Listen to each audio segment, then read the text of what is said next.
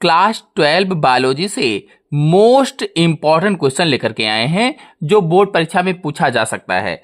Question है protein संश्लेषण का वर्णन कीजिए, अथवा पूछा जाता है कि अनुवादन की क्रिया विधि बताइए, अथवा इस तरह से पूछ लेते हैं कि पूर्व केंद्रकीय जीवों में प्रोटीन संश्लेषण की क्रिया का वर्णन कीजिए। कुल मिलाकर के प्रोटीन संश्लेषण या ट्रांसलेशन या अनुवादन को पूछते हैं। तो पूरी प्रक्रिया बहुत ही आसान भाषा में आपको समझाएंगे। चलिए सबसे पहले जानते हैं कि प्रोटीन संश्लेषण अथवा अनुवादन क्या होता है। तो देखिए, संदेशवाहक आरएनए यानी कि एमआरएनए, जो संदेशवाहक आरएनए होता है उसे एमआरएनए या मैसेंजर आरएनए कहा जाता है। तो एमआरएनए पर अनुलेखित सूचना के आधार पर एमिनो अम्लों के निश्चित क्रम में व्यवस्थित होकर पॉलीपेप्टाइड श्रृंखला के निर्माण को अनुवादन या अनुरूपण कहते हैं। तो ये परिभाषा है। और अधिक सरल भाषा में अगर लिखें तो वह प्रक्रिया जिसके द्वारा आरएनए का उपयोग प्रोटीन बनाने के लिए किया जाता है उसे अनुवादन कहते हैं। ऐसी प्रक्रिया जिसके द्वारा आरएनए का उपयोग प्रोटीन बनाने के लिए किया जाता है उसे ही अनुवादन या प्रोटीन का संश्लेषण, संश्लेषण माने बनाना यानी प्रोटीन का बनना, कुल मिलाकर कहें तो इन लाइनों का अर्थ यह है कि जो ट्रांसलेशन है, ट्रांसलेशन कहो चाहे अनुवादन कहो, जो ट्रांसलेशन या अनुवादन है यह एक ऐसी प्रक्रिया है, ऐसी प्रोसेस है जिसमें जो अमीनो अम्ल होते हैं, अमीनो अम्ल के बहुलकन से पॉलीपेप्टाइड श्रृंखला का निर्माण होता है। कुल मिलाकर कहें तो सीधी सी भाषा में जो आरएनए होता है, जो आरएनए है, आरएनए से प्रोटीन बनने की जो क्रिया है इसे ही अनुवादन या ट्रांसलेशन कहा जाता है। अब आपको इसकी परिभाषा बहुत अच्छी तरीके से समझ में आ गई होगी कि आरएनए से प्रोटीन बनने की क्रिया ही क्या कहलाती है, अनुवादन या ट्रांसलेशन कहलाती है, या उसे ही प्रोटीन संश्लेषण कहा जाता है। प्रोटीन का बनना प्रोटीन संश्लेषण है। तो आरएनए से प्रोटीन बनती है, तो आरएनए से प्रोटीन बनने की क्रिया ही क्या कहलाएगी, अनुवादन या प्रोटीन संश्लेषण कहलाएगी। तो ये परिभाषा तो आपको समझ में आ गई होगी कि वह प्रक्रिया जिसके द्वारा आरएनए का उपयोग प्रोटीन बनाने के लिए किया जाता है अनुवादन कहते हैं, या फिर आरएनए से प्रोटीन बनने की क्रिया ही अनुवादन कहलाती है या प्रोटीन संश्लेषण कहलाती है। और आपको बता दें इसे अनुरूपण भी कहते हैं। चाहे अनुवादन पूछा जाए चाहे अनुरूपण पूछा जाए एक ही बात है, और चाहे प्रोटीन संश्लेषण पूछ लिया जाए। तो अब प्रोटीन संश्लेषण या अनुवादन के लिए आवश्यक यंत्रावली कौन सी होती है, यानी कौन कौन सी चीजें प्रोटीन संश्लेषण के लिए चाहिए होती हैं, क्या क्या चाहिए, क्या क्या उपयोगी होती हैं। तो पहला है अमीनो अम्ल। पहले पर क्या है, अमीनो अम्ल, यानी जो प्रोटीन संश्लेषण होता है, जो प्रोटीन संश्लेषण होता है, प्रोटीन संश्लेषण में 20 तरह के अमीनो अम्ल प्रयोग होते हैं। 20 तरीके के अमीनो अम्ल प्रयोग होते हैं या 20 तरीके के अमीनो अम्लों की आवश्यकता होती है। इसलिए यहां पर पहले कहा गया है कि अमीनो अम्ल प्रोटीन संश्लेषण या अनुवादन के लिए आवश्यक यंत्रावली में पहला क्या है, अमीनो एसिड या अमीनो अम्ल। आपको बता दें कि प्रोटीन संश्लेषण के लिए 20 तरीके के अमीनो अम्लों की आवश्यकता होती है। और ये जो अमीनो अम्ल होते हैं ये संरचनात्मक इकाई होते हैं। जो अमीनो अम्ल हैं ये प्रोटीन संश्लेषण में संरचनात्मक इकाई होते हैं और ये प्रोटीन संश्लेषण के लिए कच्चे माल का निर्माण करते हैं। जो अमीनो अम्ल हैं ये प्रोटीन संश्लेषण के लिए कच्चे माल का निर्माण करते हैं, कच्चा माल बनाते हैं या कच्चे माल का निर्माण करते हैं। और अमीनो अम्ल कोशिका द्रव्य में अमीनो एसिड पूल भी बनाते हैं। जो अमीनो अम्ल होते हैं ये कोशिका द्रव्य में अमीनो एसिड पूल का निर्माण भी करते हैं। अब दूसरा है डीएनए। तो तो डीएनए क्यों आवश्यक है? क्योंकि डीएनए से एमआरएनए, टीआरएनए और आरआरएनए का संश्लेषण होता है, इसलिए डीएनए आवश्यक है। क्योंकि ये जो तीनों प्रकार के आरएनए थे, ये तीनों प्रकार के आरएनए डीएनए से ही बनते हैं, डीएनए से ही इनका संश्लेषण होता है, इसीलिए डीएनए आवश्यक है। मतलब ये सभी जो आरएनए है ये प्रोटीन संश्लेषण में महत्वपूर्ण कार्य करते हैं। अब देखिए, पहले एमआरएनए, फिर टीआरएनए, फिर आरआरएनए क्या क्या करेगा। अब देखिए, एमआरएनए पहला क्या है? एमआरएनए, या इसे मैसेंजर आरएनए कहा जाता है, या इसे ही संदेशवाहक आरएनए कहा जाता है। और ये प्रोटीन संश्लेषण में कार्य क्या करता है? तो देखिए, कार्य क्या करेगा? कार्य जो डीएनए होता है, डीएनए से प्राप्त जो इसको निर्देश मिलते हैं, डीएनए से प्राप्त निर्देशों को राइबोसोम तक पहुंचाता है, राइबोसोम तक ले जाता है, या राइबोसोम तक पहुंचाता है। क्योंकि ये मैसेंजर आरएनए है, तो इसका कार्य मुख्य रूप से क्या होगा कि जो डीएनए होता है, डीएनए से जो निर्देश प्राप्त होते हैं, इंस्ट्रक्शंस प्राप्त होते हैं, उन निर्देशों को राइबोसोम तक ले जाता है। एमआरएनए वास्तव में कार्य क्या करता है?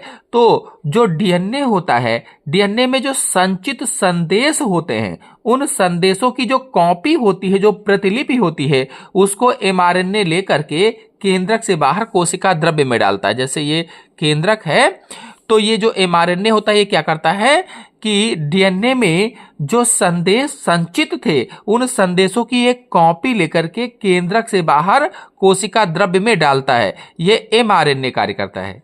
डीएनए में संचित संदेशों को लेकर के कोशिका द्रव्य में पहुंचाता है, और कोशिका द्रव्य में कहां? तो राइबोसोम तक पहुंचाता है, राइबोसोम तक। फिर टीआरएनए है, तो इसे स्थानांतरण आरएनए भी कहा जाता है।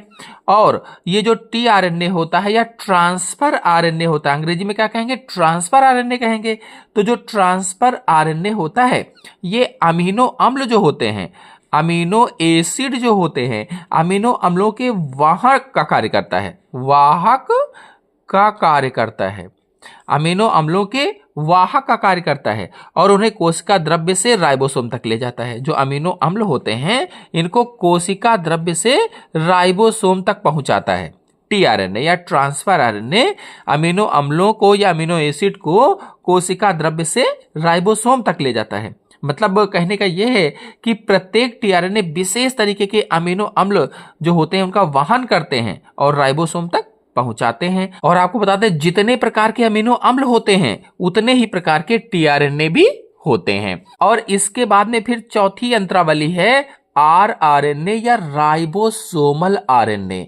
तो राइबोसोमल आरएनए अमीनो एसिड के बीच पॉलीपेप्टाइड बांड के निर्माण को उत्प्रेरित करता है। जो अमीनो एसिड होते हैं उनके बीच पॉलीपेप्टाइड बांड के निर्माण को उत्प्रेरित करता है। और इसके बाद में फिर है राइबोसोम की। जो राइबोसोम होते हैं, राइबोसोम प्रोटीन संश्लेषण के निर्माण का स्थान है, कह लीजिए। राइबोसोम प्रोटीन संश्लेषण के निर्माण का स्थान होते हैं। स्थान कहने का मतलब यह है कि प्रोटीन का जो निर्माण होता है, जो प्रोटीन का संश्लेषण होता है, जो प्रोटीन बनती है, वो राइबोसोम पर ही बनती है। ये जो राइबोसोम होते हैं, इन्हीं पर प्रोटीन का संश्लेषण होता है या इन्हीं पर प्रोटीन बनती है। इसीलिए कहा गया कि राइबोसोम प्रोटीन के निर्माण का स्थान है। निर्माण का स्थान का मतलब है कि प्रोटीन यहीं पर बनती है, राइबोसोम पर। इसीलिए राइबोसोम को प्रोटीन निर्माण की फैक्ट्री भी कहा जाता है। राइबोसोम को क्या कहते हैं? प्रोटीन निर्माण की फैक्ट्री भी कहा जाता है राइबोसोम को। राइबोसोम कोशिका द्रव्य में पाए जाते हैं और ये 2 यूनिट में होते हैं, 2 यूनिटों में होते हैं। एक छोटा यूनिट और एक बड़ा यूनिट होता है। जो राइबोसोम कोशिका द्रव्य में पाए जाते हैं, 2 यूनिटों में ये मिलते हैं। और प्रोटीन संश्लेषण के समय ये दोनों यूनिट एमआरएनए के साथ जुड़कर राइबोसोम बनाते हैं। और इसका ये जो बड़ा वाला यूनिट है, बड़े यूनिट पर टीआरएनए जो होता है, अणुओं के जुड़ने के लिए स्थान होते हैं।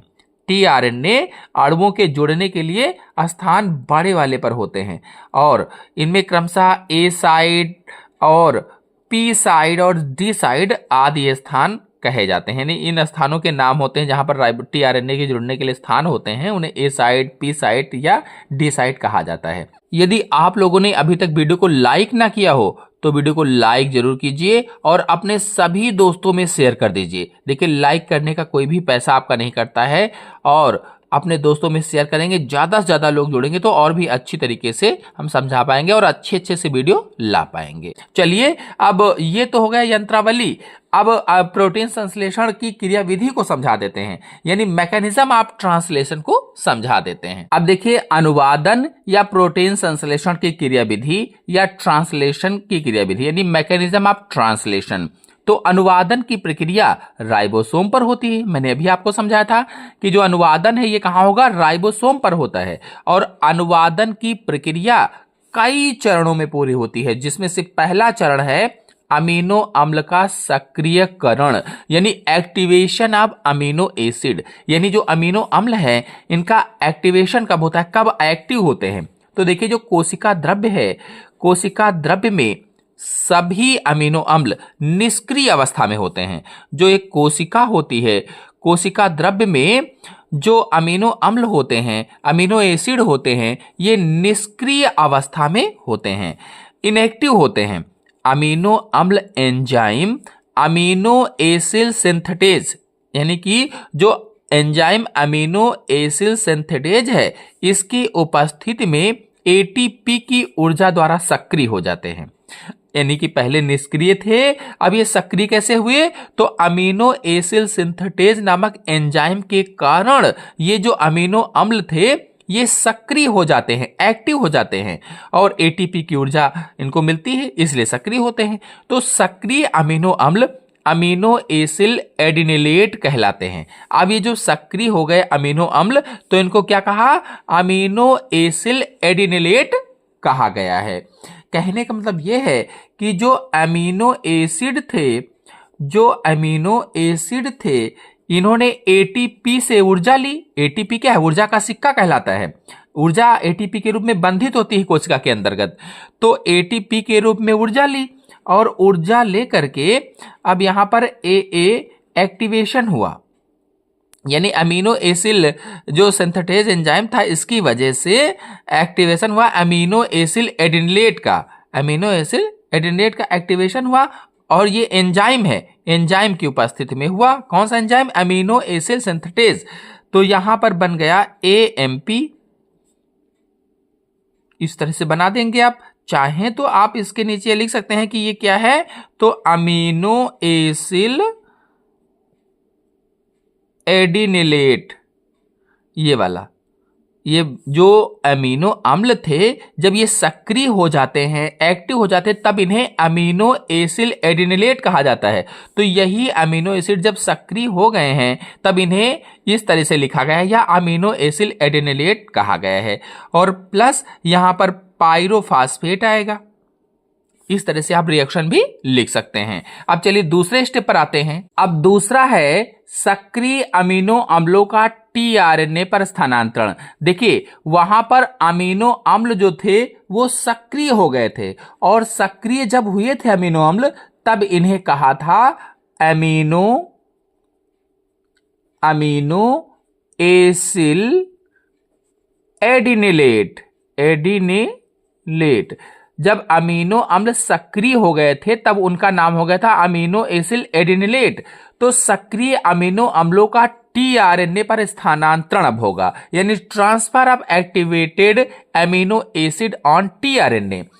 तो सक्रिय अमीनो अम्ल या अमीनो एसिड एडिनिलेट, चाहे आप सक्रिय अमीनो अम्ल कहो चाहे अमीनो एसिड एडिनिलेट कहो, क्योंकि वही तो एक्टिव हो गए थे तो उनका नाम बदल गया था, टीआरएनए अणुओं से संलग्न हो जाते हैं, यानी टीआरएनए अणुओं से जुड़ जाते हैं। यह क्रिया amino acid tRNA synthetase enzyme के नियंत्रण में होती है।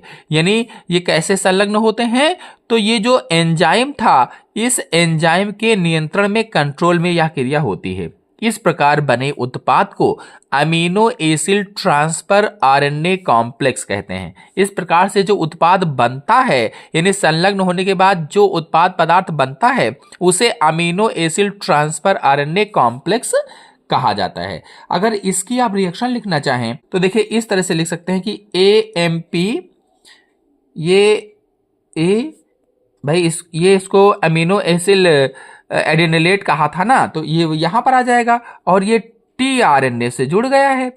टीआरएनए से जब जुड़ा तो अब एंजाइम वही वाला है, ए टीआरएनए सिंथेटेज। ये एंजाइम की उपस्थिति में यहां पर ए और ऐसे बना दीजिए इस तरह से। वास्तव में ये है क्या, तो आप इसको ये भी लिख सकते हैं कि ये amino acyl transfer RNA complex है, क्योंकि यही तो उत्पाद बना था। ये देखिए यहां पर, तो ये कॉम्प्लेक्स हो जाएगा। और प्लस एएमपी अलग लिख दीजिए। एएमपी क्या है, तो एडिनोसिन मोनोफास्फेट हो जाएगा। ये आप चाहें तो इसको भी लिख सकते हैं, एडिनोसिन मोनोफास्फेट। मोनोफास्फेट बचा यहां पर, तो इस तरह से ये हो जाएगा। अब अगला स्टेप है एमआरएनए का राइबोसोम से जुड़ना। तो देखिए एमआरएनए का राइबोसोम से जुड़ना माने attachment of mRNA to ribosome, यानी एमआरएनए राइबोसोम से कैसे अटैच्ड होगा, कैसे जुड़ेगा। तो राइबोसोम का छोटा यूनिट एमआरएनए के प्रथम कोडान से जुड़कर समारंभन कॉम्प्लेक्स बनाता है, इनिशिएशन कॉम्प्लेक्स बनाता है। जो राइबोसोम का छोटा यूनिट होता है, देखिए जो राइबोसोम होते हैं, एक छोटा यूनिट होता है, एक बड़ा यूनिट होता है। ये बड़ा यूनिट है, बड़ा यूनिट, और ये छोटा यूनिट होता है। दोनों मिलकर के राइबोसोम का निर्माण करते हैं। तो राइबोसोम का छोटा वाला यूनिट एमआरएनए के प्रथम कोडान से जुड़कर समारंभन कॉम्प्लेक्स बनाता है। इसके बाद राइबोसोम की बड़ी यूनिट इससे जुड़कर सक्रिय राइबोसोम बनाती है, और फिर बड़ी यूनिट इसी से जुड़ जाती है, जिससे एक सक्रिय राइबोसोम का निर्माण हो जाता है। इस तरह से सक्रिय राइबोसोम बन जाता है। अब देखिए इसको आप अगर रिएक्शन में लिखना चाहें तो कैसे लिखेंगे, आप लिख सकते हैं कि ये तो छोटा यूनिट था, ये सेडिमेंटेशन है, 30S हो गया, और एमआरएनए जो था, इस एमआरएनए के प्रथम कोडान से जुड़ा छोटा यूनिट एमआरएनए के प्रथम कोडान से जुड़ा। देखिए यहां पर लिखा गया राइबोसोम का छोटा यूनिट एमआरएनए के प्रथम कोडान से जुड़कर समारंभन कॉम्प्लेक्स बनाता है। तो छोटा यूनिट एमआरएनए के प्रथम कोडान से जुड़ गया, जब जुड़ेगा तो क्या बनेगा, कॉम्प्लेक्स बनेगा, इनिशिएशन कॉम्प्लेक्स का निर्माण हो जाएगा। अथवा इसको हम लिख सकते हैं कि 30 और एमआरएनए, और इसके बाद में राइबोसोम की जो बड़ी यूनिट है इससे जुड़ करके सक्रिय राइबोसोम का निर्माण कर लेती है। अब इसके बाद में अब आगे यहां इस तरह से लिख सकते हैं, एमआरएनए और 30S प्लस ये टीआरएनए इससे जुड़ेगा। भाई ये जो यहां पर आया था, ये amino acid transfer RNA complex, तो amino acid transfer RNA complex यहां से जुड़ जाएगा, और यहां पर जीटीपी से एमआरएनए और ये 30S इस तरह से हो जाएगा। आप ऐसे लिख सकते हैं, कॉम्प्लेक्स हो जाएगा ये। और फिर अब बड़ा यूनिट जोड़ने के लिए, जब बड़ा यूनिट जोड़ोगे इससे, तो बड़ा यूनिट जोड़ने के लिए, अब बड़ा यूनिट जोड़ने के लिए क्या करेंगे कि एमआरएनए और इस तरह से कर देंगे। ऐसे ही रिएक्शन आप भी लिख लीजिएगा। ये बड़ा यूनिट 50S जुड़ेगा, मैग्नीशियम प्लस प्लस यानी Mg प्लस प्लस 70S हो जाएगा, ये एमआरएनए हो जाएगा, और इस तरह से टीआरएनए कॉम्प्लेक्स का निर्माण हो जाएगा, यानी कि इनिशिएशन कॉम्प्लेक्स बन जाएगा। देखिए आप सभी लोग अपने दोस्तों में वीडियो को शेयर जरूर कीजिए। शेयर करने से क्या होता है कि ज्यादा से ज्यादा लोग जुड़ते हैं, जिससे हमें बहुत ही अच्छा लगता है और भी अच्छी तरीके से समझाने में मदद मिलती है। अब चलिए अगले स्टेप पर आते हैं। अब देखिए चौथा स्टेप है पॉलीपेप्टाइड श्रृंखला का प्रारंभन, यानी इनिशिएशन ऑफ पॉलीपेप्टाइड चेन। तो पॉलीपेप्टाइड श्रृंखला का प्रारंभ मिथियोनीन अमीनो अम्ल से होता है। जो पॉलीपेप्टाइड श्रृंखला है, पॉलीपेप्टाइड चेन है, इसका प्रारंभ मिथियोनीन अम्ल से होता है। इसका प्रथम कोडान AUG होता है। भाई जो प्रारंभिक कोडान है, जो इनिशिएशन कोडान होता है, वो AUG होता है, और जो प्रारंभिक कोडान होता है ये हमेशा मेथियोनिन को कोड करता है। AUG हमेशा मेथियोनिन को कोड करता है, तो मेथियोनिन अमीनो अम्ल से होता है, इसीलिए कहा गया है। और मेथियोनिन अमीनो अम्ल जिस tRNA से जुड़ा होता है उस पर एंटीकोडान UAC होता है। जिस tRNA से जुड़ा है उस पर एंटीकोडान कौन सा होगा? UAC होगा। अतः सबसे पहले UAC एंटीकोडान वाला tRNA अणु राइबोसोम के छोटे यूनिट पर P संयोजन स्थल या P साइट पर पहुंचकर mRNA के AUG कोडान से जुड़कर नई पॉलीपेप्टाइड श्रृंखला के संश्लेषण को शुरू कर देता है। इस तरह से नई पॉलीपेप्टाइड श्रृंखला का संश्लेषण शुरू हो जाता है, बनना शुरू हो जाती है। फिर अगला स्टेप है पॉलीपेप्टाइड श्रृंखला का दीर्घीकरण। तो पॉलीपेप्टाइड श्रृंखला का दीर्घीकरण माने इलॉन्गेशन ऑफ पॉलीपेप्टाइड चेन। तो इस प्रक्रिया में एक और tRNA अणु राइबोसोम के A संयोजन स्थल या A साइड या ग्राही स्थल से जुड़ता है और mRNA के दूसरे कोडान से बंधित हो जाता है। इस प्रकार प्रथम अमीनो अम्ल यानी मिथियोनिन और दूसरे अमीनो अम्ल के बीच पेप्टाइड बंध बन जाता है। यह अभिक्रिया पेप्टिडिल ट्रांसफरेज एंजाइम द्वारा होती है।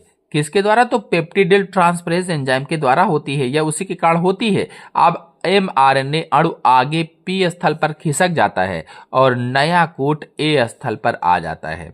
अब दूसरा tRNA अणु नया अमीनो अम्ल लिए इस स्थल पर आता है और इस प्रकार पॉलीपेप्टाइड श्रृंखला का निर्माण होता है।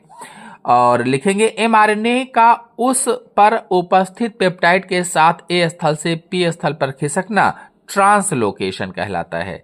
A स्थल से अगर P स्थल पर खिसक रहा है तो इसे क्या कहेंगे? ट्रांसलोकेशन कहेंगे। इस कार्य हेतु ऊर्जा GTP से प्राप्त होती है। और अगले चरण पर आते हैं। फिर अंतिम चरण है पॉलीपेप्टाइड श्रृंखला का समापन। तो टर्मिनेशन ऑफ पॉलीपेप्टाइड चेन। जब पॉलीपेप्टाइड श्रृंखला पूरी तरह से बन जाती है तब mRNA पर ऐसा कूट आ जाता है जिसका कोई एंटीकोडान tRNA पर नहीं होता है। ऐसे कूट को समापन कूट या समापन कोडान कहते हैं।